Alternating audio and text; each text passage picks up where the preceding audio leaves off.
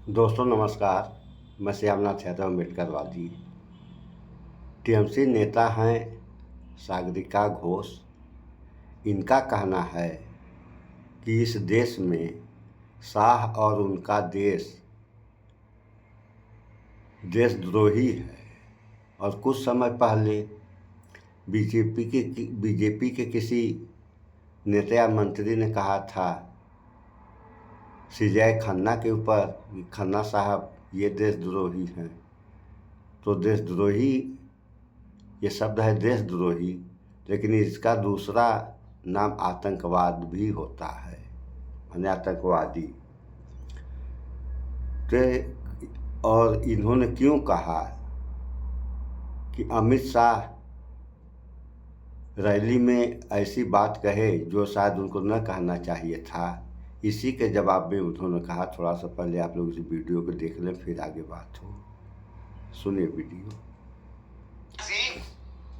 बतौर गृह मंत्री वो इस बात को कह रहे हैं कि मुर्शिदाबाद का दंगा प्रायोजित था और मुर्शिदाबाद का दंगा ममता बनर्जी उस वक्त में चुप रही और उन्होंने ही बीएसएफ की तैनाती नहीं होने दी।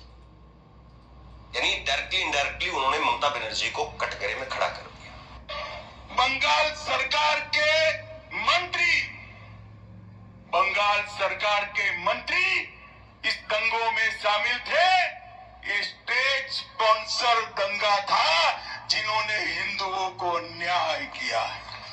भाइयों बहनों, बेलडांगा में कार्तिक पूजा के दौरान हमला हुआ, सरस्वती पूजा पर हमला हुआ क्योंकि मुहर्रम निकाल दिया जाए।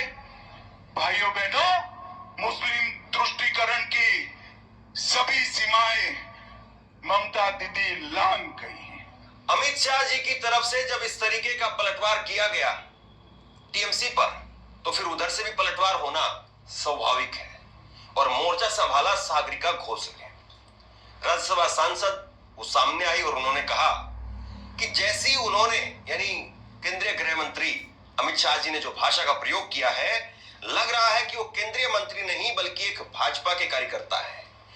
ऐसे समय में जब तृणमूल कांग्रेस भारत सरकार के साथ है और हमारी पार्टी के महासचिव भारतीय डेलीगेशन के साथ विदेशी दौरे पर है, पाकिस्तान की जमकर के आलोचना कर रहे हैं, इस दौरान कोई और नहीं बल्कि खुद केंद्रीय गृह मंत्री अमित शाह बंगाल आते हैं और वो एक बीजेपी कार्यकर्ता की तरह हमारी मुख्यमंत्री ममता बनर्जी के खिलाफ अमर्यादित भाषा का इस्तेमाल करते हैं। वो लोगों को बांटने लगे हैं, इससे देश कमजोर होगा। अमित शाह, अब वो लाइन जिससे मैंने शुरुआत की थी, अमित शाह और उनका गैंग ही असली देशद्रोही है। वो गैर बीजेपी सरकारों को गिराने में लगे हैं। अमित शाह गृह मंत्री के तौर पर फेल साबित हुए हैं, उन्हें इस्तीफा दे देना चाहिए। ये बात सागरिका घोष ने कही है। कमाल की बात एक और भी है कि अमित शाह जी को जवाब देना चाहिए कि पहलगाम को लेकर के, सिक्योरिटी इनपुट को लेकर के या सिक्योरिटी फेलियर को लेकर के जो तमाम सवाल उन पर उठ रहे हैं, उनका जवाब देना चाहिए। लेकिन उनकी राजनीति और उनकी बयानबाजी आप देखिए। खैर, वैसे यहां पर सागरिका घोष उन्होंने भी बराबर का बयान दे दिया, इसमें भी कोई दो राय नहीं। उन्होंने अमित शाह को, उनके गिरोह को देशद्रोही कह दिया। देश के गृह मंत्री का भी कोई गिरोह चलता है, यह अपने आप में बड़ी ताज्जुब की बात है। देश के गृह मंत्री का काम ही गिरोह को खत्म करना है। देश का गृह मंत्री का काम ही बड़ी बड़ी गैंग को, और ऐसी गैंग, ऐसे गैंगस्टर जो देश के खिलाफ हो जाए, उनको खत्म करने का काम गृह मंत्री का होता है। लेकिन अगर उन्हीं का, गृह मंत्री का ही गिरोह चल रहा है, तो फिर क्या ही कहा जाए। फिर तो वही है कि जैसे कुएं में ही भांग गिर गई है। लेकिन मैं आपको सागरिका घोष का बयान एबीपी न्यूज का भी दिखा देता हूं, क्योंकि आजकल दौर ऐसा है कि कोई कहता कि नहीं, ये वाली खबर जो है वो यहां पर फेक थी, यहां पर फर्जी थी। इसीलिए क्रॉस चेक आज के वक्त में करना बहुत जरूरी है। एबीपी न्यूज ने लिखा है कि अमित शाह को इस्तीफा दे देना चाहिए। सागरिका घोष ने अमित शाह पर निशाना साधते हुए कहा कि वो लोगों को बांटने में लगे हैं, इससे देश कमजोर होगा। अमित शाह और उनका गैंग ही असली देशद्रोही है। वो गैर बीजेपी सरकारों को गिराने में लगे हैं, उन्होंने आगे कहा कि अमित शाह गृह मंत्री के तौर पर फेल साबित हुए, उन्हें इस्तीफा दे देना चाहिए। सागरिका घोष ने दावा किया कि अमित शाह बांटो और राज करो की राजनीति कर रहे हैं। अमित शाह को इस्तीफा दे देना चाहिए। They have the guts to tell people that they are Deshdrohi. They throw out the label Deshdrohi. It is Amit Shah and gang who are the real Deshdrohis because they are weakening India by their constant politics of division. Mr. Amit Shah had the gumption to talk about infiltration. Will Mr. Amit Shah tell us how did the terrorists infiltrate Pahalgam? Any other self-respecting home minister would have resigned by now. अब आप कह सकते हैं कि दोनों तरफ से राजनीति हो रही है, दोनों तरफ से ऐसे बयान दिए जा रहे हैं जिनका सार्वजनिक जीवन में कोई ना तो जगह होनी चाहिए और ना ही ऐसी राजनीति होनी चाहिए और ना ही ऐसे बयान होने चाहिए। लेकिन जरा फिर से घूम करके आइए शुरुआत पर कि शुरुआत अमित शाह जी की होने तो नहीं चाहिए, बावजूद हो रहे हैं। तो ऐसा क्यों हो रहा है, अभी आगे और सुनिए आप लोग। तरफ से जब की गई तो क्या ये ठीक थी? अमित शाह जी ने क्या कहा? अमित शाह कह रहे हैं आतंकवादी मारे गए तो दीदी के पेट में दर्द हुआ। ये बयान कहां तक सही है? कैसे आप ये बात कह सकते हैं? और फिर वही बात कि जब ऑपरेशन सिंदूर जारी है तब आप इस बात को कैसे कह सकते हैं? और इसीलिए अमित शाह के बयान पर अब पलटवार आया है। सुप्रिया स्नेत ने लिखा, और जो 4-6 आतंकवादी हमलावर थे उनका आज तक पता नहीं चला। अब वो कहाँ चले गए, इसका जवाब कौन देगा? आगे सुनिए आप लोग। अमित शाह जी ने कहा कि मुस्लिम समुदाय ऑपरेशन सिंदूर के विरोध से खुश होगा। आपकी हिम्मत कैसे हुई इस देश के मुसलमानों पर सवाल उठाने की? आप कर्नल सोफिया कुरैशी जैसे वतन परस्तियों के ऊपर सवाल उठा रहे हैं।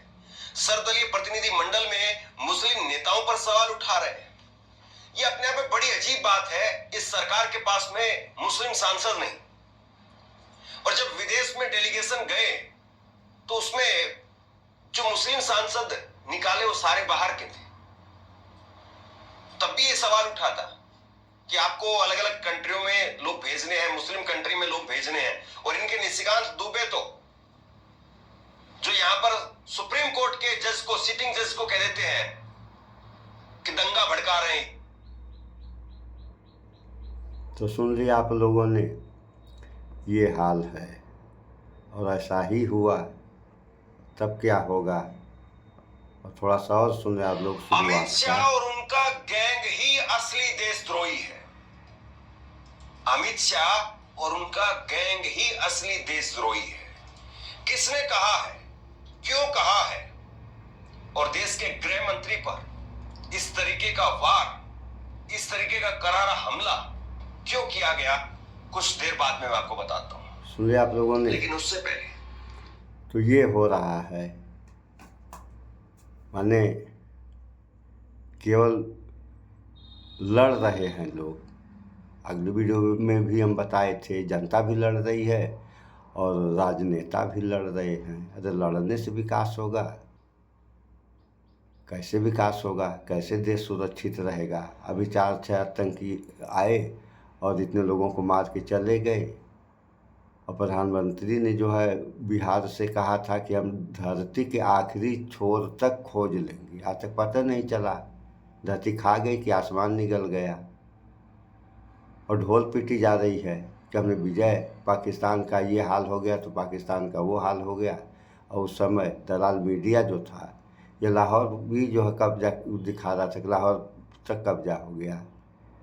तो ये सब क्यों और कैसे हो रहा है, इस पर कोई रोकथाम है नहीं। और सारे पद भरे हुए हैं, जैसे राष्ट्रपति है, प्रधानमंत्री हैं, गृह मंत्री हैं, रक्षा मंत्री हैं।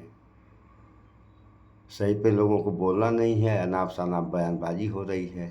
अगर ऐसा ही हुआ तब क्या होगा? होना तो ये चाहिए कि देश की सुरक्षा कैसे हो, देश के विकास के लिए कल कारखाने खोले जाएं, तब न विकास होगा। विदेशी पैसा निवेश हो इस देश में। तो अभी आगे एक वीडियो में हम बताए हैं कि लोग इस समय चीन में पैसा निवेश करना पसंद कर रहे हैं। ऐसा क्यों? क्योंकि वहाँ पैसा सुरक्षित है। और यहाँ अगर निवेश नहीं करना चाह रहे हैं तो क्यों नहीं करना चाह रहे हैं? इसलिए नहीं करना चाह रहे हैं कि यहाँ पैसा असुरक्षित है, घाटा हो जाएगा। तो आदमी व्यापार फायदे के लिए करता है, घाटे के लिए नहीं। लेकिन जहाँ तक देखने में आ रहा है, भारत सरकार, खासतौर से मोदी सरकार जो भी बिजनेस कर रही है वह घाटे का कर रही है। क्यों कर रही है इसको तो आप लोग जाने। और हमारा मानना है कि जो व्यवस्थाएं चल रही हैं इससे देश कमज़ोर ही कमज़ोर हो रहा है और मजबूत नहीं हो रहा है। चाहे कोई कितना भी कहे कि देश सुरक्षित हाथों में है, लेकिन यह देश सुरक्षित हाथों में नहीं, असुरक्षित हाथों में है। और जो भी कार्य इस समय हो रहे हैं देश के अंदर सारे गलत हो रहे हैं। जैसे सीमा हैदर, अब सीमा हैदर आई यहाँ पे, अब यहाँ के मुसलमानों के साथ कैसा व्यवहार सरकार कर रही है ये आप लोग देख ही रहे हैं। और एक वो विदेशी मुसलमान जो कि वहाँ की जासूस है। तो यहाँ के लोगों के और लोगों क्या वही जो इस देश में दलाल इनको कहा जाए, या यही देशद्रोही हैं, यही आतंकी हैं। इन्होंने ही इस देश के जनता को भरमा दिया कि ये सीमा भाभी है, सीमा भाभी है, सीमा भाभी है। यहाँ की भाभियों की ये हाल, और सीमा भाभी बना करके सर पे बैठाए हैं। न कोई जांच, न कोई पड़ताल।